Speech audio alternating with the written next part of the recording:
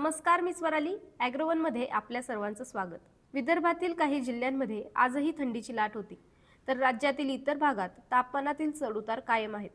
राज्यातील ही स्थिती आणखी काही दिवस कायम राहू शकते, मात्र थंडीही कायम राहील असा अंदाज हवामान विभागाने दिला आहे।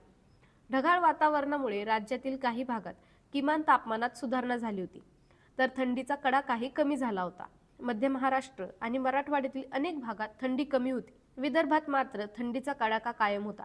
आज विदर्भातील भंडारा, गोंदिया, नागपूर आणि यवतमाळ जिल्ह्यात थंडीची लाट होती।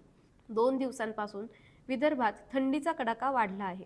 विदर्भातील गोंदिया येथे राज्यातील नीचांकी 7.6 अंश सेल्सिअस तापमानाची नोंद झाली होती, तर नागपूर आणि धुळे येथे 8 अंश सेल्सिअस आणि यवतमाळ येथे 9.8 अंश सेल्सिअस तापमान होते।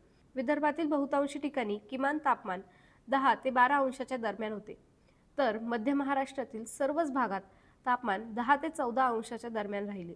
उत्तर भारतातील बहुतांशी भागात थंडीचा कडाका कायम आहे। आज देशातील नीचांकी तापमानाची नोंद मध्य प्रदेशातील अंबिकापूर येथे झाली। अंबिकापूरमध्ये आज 3.3 अंशाची नोंद झाली, तर केरळमधील कोची येथे सर्वाधिक म्हणजे 35.2 अंश सेल्सिअस तापमान होते। राज्यातील तापमानात चढ उतार कायम राहिले असले तरी थंडी टिकून आहे। राज्यातील तापमानात चढ उतार कायम राहून थंडीही जाणवेल असा अंदाज हवामान विभागाने दिला आहे।